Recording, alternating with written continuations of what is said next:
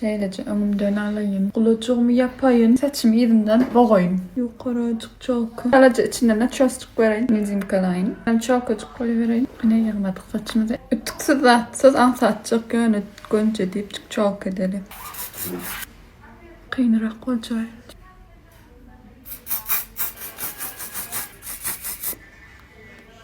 Bu tarafına belki şunu yalayıp kaldırayım. Kıyımrak kenvar. Öyle makyaj etme ansat da saç etmek mi? Hiç böyle kıyınka. Aslında saç etmeye ansat mı kavurmuştum.